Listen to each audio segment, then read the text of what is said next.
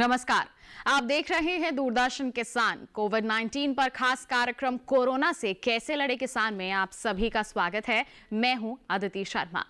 शहद परीक्षण के लिए अंतर्राष्ट्रीय स्तर की भारत की पहल प्रयोगशाला का शुभारंभ केंद्रीय कृषि एवं किसान कल्याण, ग्रामीण विकास तथा पंचायती राज मंत्री श्री नरेंद्र सिंह तोमर ने किया। ये प्रयोगशाला आणंद, गुजरात में कृषि मंत्रालय द्वारा राष्ट्रीय डेयरी विकास बोर्ड के सहयोग से स्थापित की गई है। आइए देखते हैं इसी पर आधारित ये खास रिपोर्ट।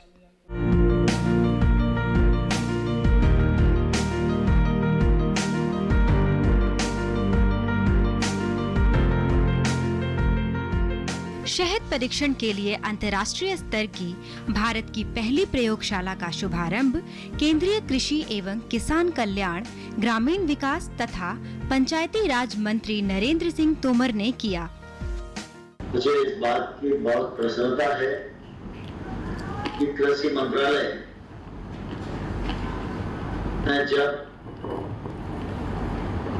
परीक्षण प्रयोगशाला की कल्पना की तो इस कल्पना को मूर्त रूप देने में और इस पूरे मिशन को आगे बढ़ाने में जो पार्टनर की आवश्यकता थी, भागीदार के रूप में नेशनल डेयरी विकास बोर्ड को जोड़ा और उनके सहयोग से इस काम को आज अंजाम दिया है। यह निश्चित रूप से हम सब लोगों के लिए प्रसन्नता की बात है। यह प्रयोगशाला गुजरात के आणंद में कृषि मंत्रालय द्वारा राष्ट्रीय डेयरी विकास बोर्ड के सहयोग से स्थापित की गई है। ऐसी 5 और प्रयोगशालाएं खोलने की भी योजना है।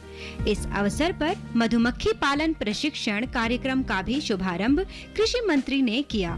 कार्यक्रम में कृषि मंत्री ने कहा कि प्रधानमंत्री नरेंद्र मोदी के नेतृत्व में भारत सरकार गांव, गरीब किसानों की समृद्धि के लिए लगातार कार्य कर रही है।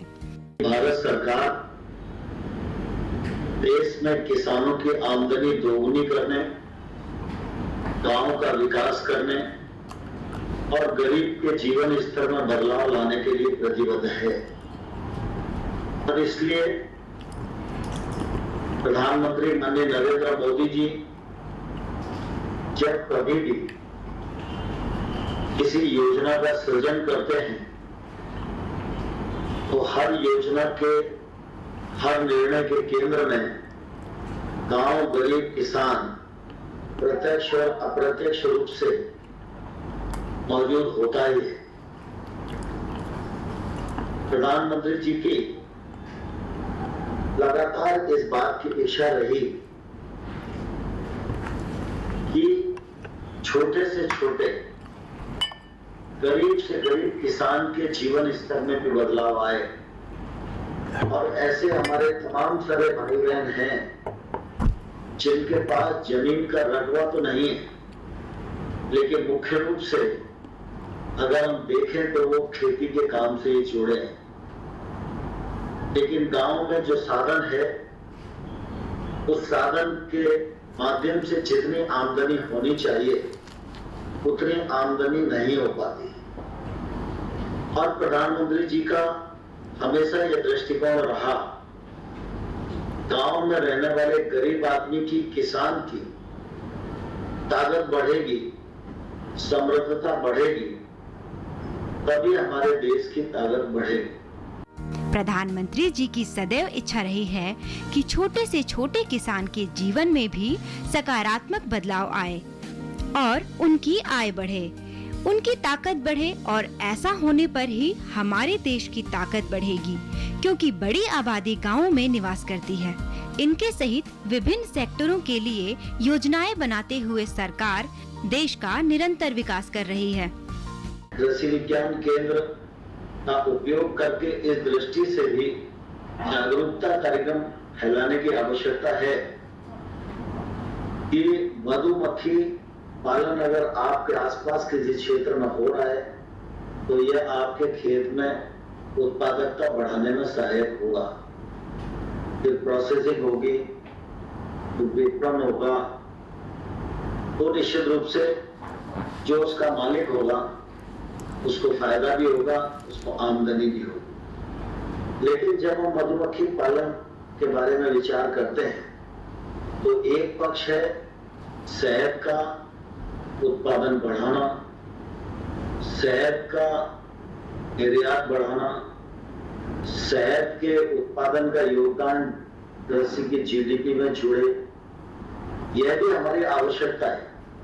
लेकिन इसका जो दूसरा पक्ष है, वो दूसरा पक्ष हमारे ध्यान में रहना जरूरी है कि जो छोटा मझोला और जिसके पास कृषि नहीं है, ऐसा जो वर्ग है, उस वर्ग को टारगेट करके अगर हम मधुमक्खी पालन को प्रोत्साहन देंगे तो निश्चित रूप से यह हमारा मिशन उन क्षेत्रों तक, उन वर्गों तक, उन व्यक्तियों तक पहुंचेगा जिसको निश्चित रूप से 2 जून की रोटी उपलब्ध कराने की आज तकलीफ हो रही है।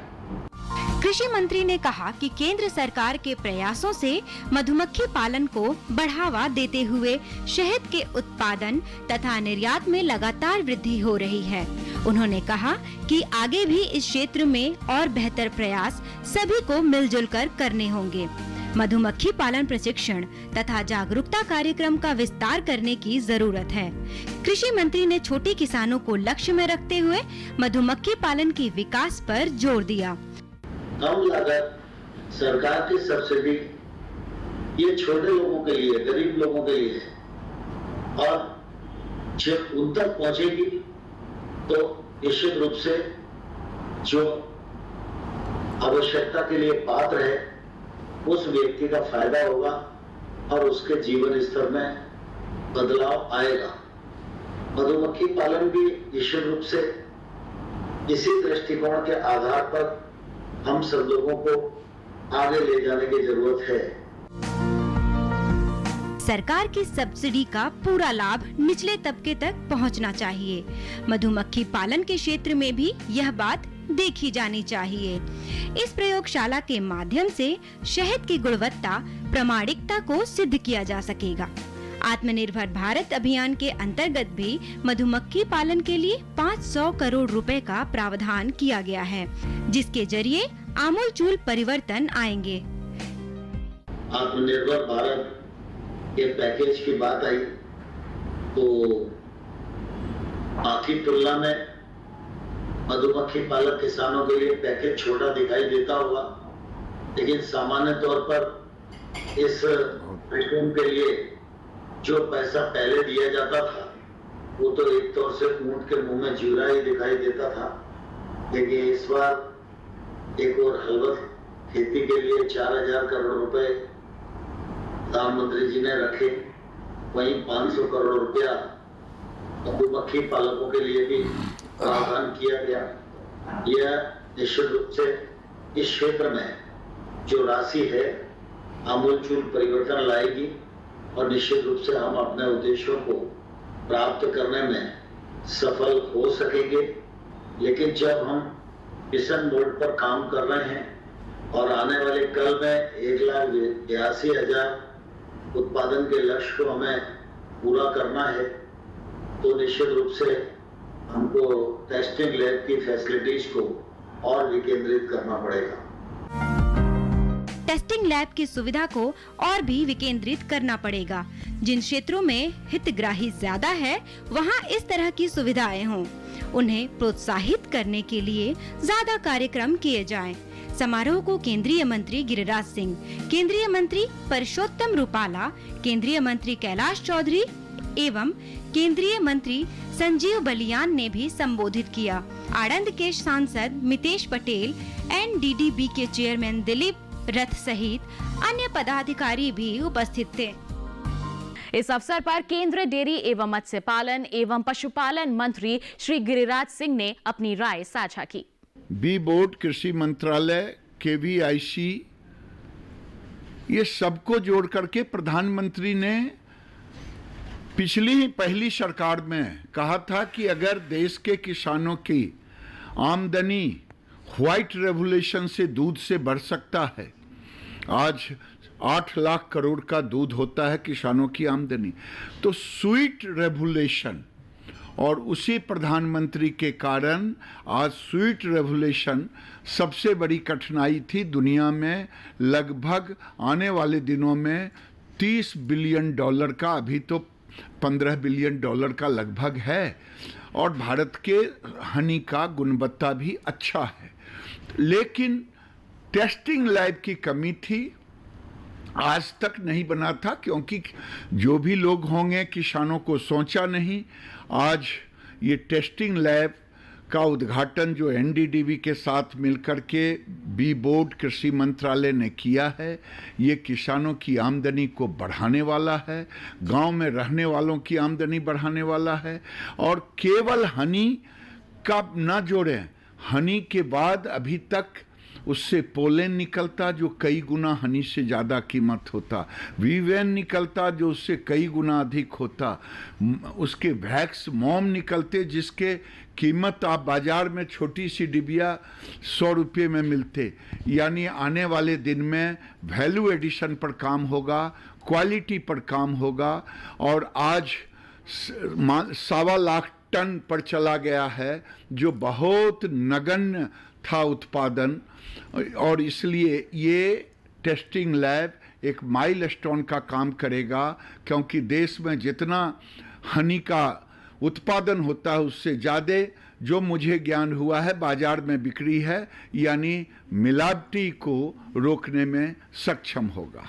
इसी के साथ कार्यक्रम में फिलहाल वक्त हो चला है एक छोटे से ब्रेक का। ब्रेक के बाद देखेंगे कोरोना से कैसे लड़े किसान।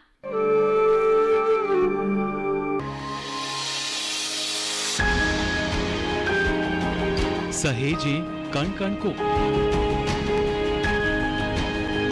सुंदर दे रूप रंग आकार, स्वस्थ जीवन रहे जमी पर, इंद्रधनुष हो साकार। देखिए प्रकृति की ओर, गुरुवार सुबह 9:30 पर।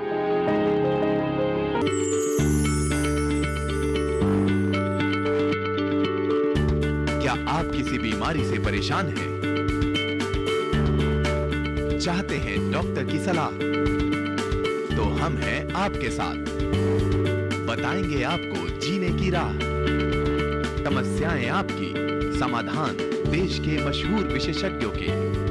घर बैठे बात करें देश के जाने माने डॉक्टरों से। हमारे लाइव प्रोग्राम स्वस्थ किसान में हर शनिवार शाम 6 बजे से 7 बजे तक। ब्रेक के बाद आप सभी का फिर से स्वागत है हमारे खास कार्यक्रम कोरोना से कैसे लड़ें किसान में। भारतीय कृषि अनुसंधान परिषद यानी ICAR ने कोविड-19 के बढ़ते प्रकोप को ध्यान में रखते हुए एक एडवाइजरी जारी की है। आइए देखते हैं इस पर आधारित एक खास रिपोर्ट। जैसा कि आप जानते हैं, कोरोना वायरस नाम की महामारी से पूरा विश्व और भारत जूझ रहा है। कोरोना वायरस एक इंसान से दूसरे इंसान तक पहुंचने के 2 तरीके होते हैं। पहला, जब कोई व्यक्ति छींकता है और खांसता है तो उसके थ्रू जो ड्रॉपलेट्स निकलते हैं उसके थ्रू वायरस एक इंसान से दूसरे वायरस में जा सकता है। और दूसरा रास्ता है कि जब हम किसी बेजान चीज़ों को छूते हैं, जैसे कि डोर का हैंडल है, नॉब है, कोई भी ऐसी चीज़ों को हम छूते हैं जिसमें पहले से ही कोरोना वायरस जो है वहाँ पर बैठा हुआ है, उसको हम फिर छू के अपने इस एरिया को छू लें, यानी कि आँखों को, नाक को और मुंह को छू लें तो वायरस हमारे अंदर जा सकता है। तो आपको कुछ बातों का बहुत ज़रूरी ध्यान रखना है। सबसे पहले आपको सोशल डिस्टेंसिंग का पालन करना है। सोशल डिस्टेंसिंग का मतलब है कि एक इंसान से दूसरे इंसान के बीच में कम से कम 1 मीटर का फासला होना चाहिए, क्योंकि ऐसा करने से अगर कोई आदमी छींकता खांसता भी है तो भी जो वायरस है वो इतने डिस्टेंस तक ट्रैवल नहीं कर सकता है। नंबर 2, आपको जब भी छींके खांसे तो हमेशा एक रुमाल, एक टिश्यू पेपर या जो आपकी कोहनी का पीछे का भाग है उसको यूज़ कर सकते हैं।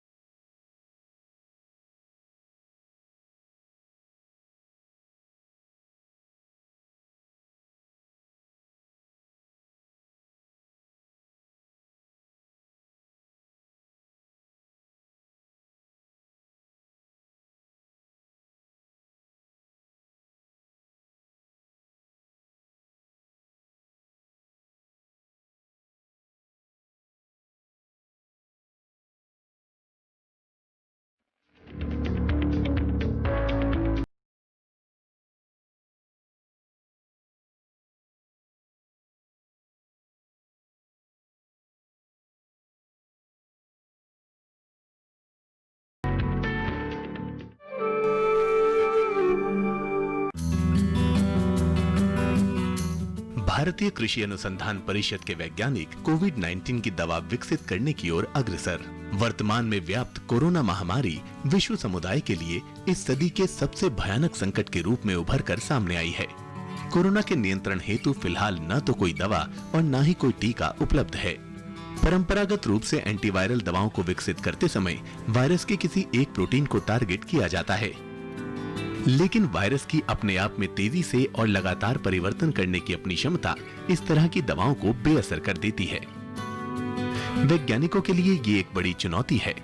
विकल्प के तौर पर पिछले 1-1.5 दशक से वैज्ञानिक मानव कोशिकाओं में विद्यमान लगभग 25,000 प्रोटीन में से उन प्रोटीन का पता लगाने में जुटे हैं जो वायरस के लिए तो अत्यंत आवश्यक है, लेकिन जिसमें कोशिका को अपना जीवन चलाने के अन्य विकल्प विद्यमान रहते हैं।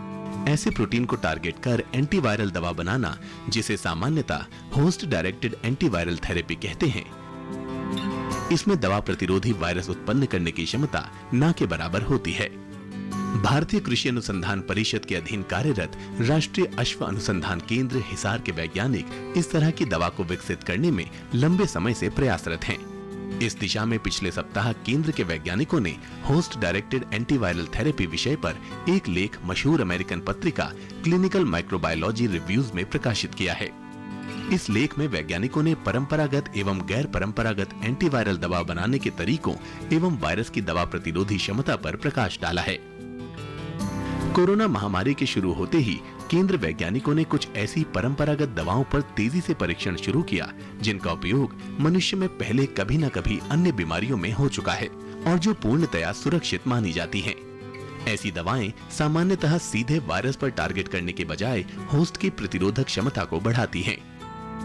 इस दिशा में एक कंपाउंड VTC NTC1 ने मुर्गी के भ्रूणों को कोरोना वायरस के खिलाफ न केवल पूर्णतया सुरक्षा प्रदान की, अपितु भ्रूणों के विकास को भी सामान्य बनाए रखा। तत्पश्चात इस दवा का अन्य विषाणुओं जैसे NDV या RNA वायरस एवं बफेलो पॉक्स यानी DNA वायरस में भी सफल परीक्षण किया गया।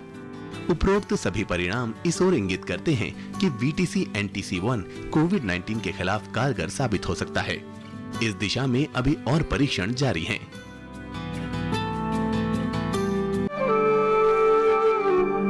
किसान भाइयों, आप अपने स्वास्थ्य का ध्यान रखें, साथ ही ICAR के दिशा निर्देशों का पालन भी करते हुए अपने खेती किसानी के कार्य करें। इसी के साथ आज के हमारे कार्यक्रम कोरोना से कैसे लड़े किसान में बस इतना ही। अगले अंक में आपसे करेंगे मुलाकात। तब तक के लिए हमें दीजिए इजाजत। आप बने रहिए दूरदर्शन किसान पर। नमस्कार।